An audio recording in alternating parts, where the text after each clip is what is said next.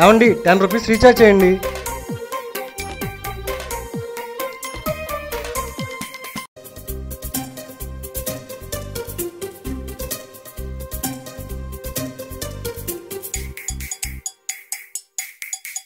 రే చూడరా, 10 రూపాయలు రీఛార్జ్ చేయంటే 7 రూపాయలు వచ్చింది, 3 రూపాయలు నొక్కేశారు. ఇది అబ్బంతా ఏం చేస్తున్నారో అర్థం కావట్లేదు. ఏం చేస్తున్నారేమో కానీ రీఛార్జ్ చేయించాలంటేనే భయం వేస్తుంది.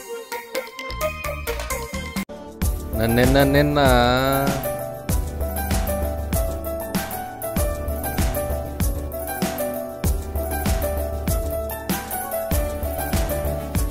హాయ్ రా.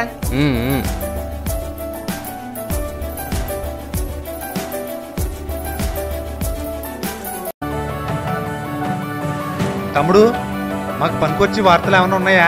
మన ప్రభుత్వం 1,50,000 మంది వికలాంగులకు పింఛన్లు రద్దు చేశారంటండి.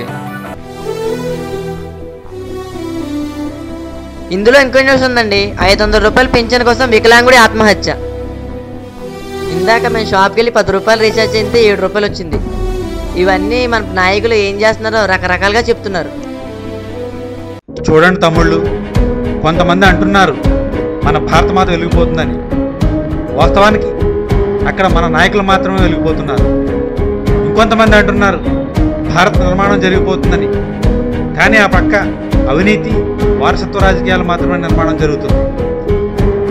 ఇవన్నిటి గురించి ఎప్పుడైనా మీరు ఆలోచించారా?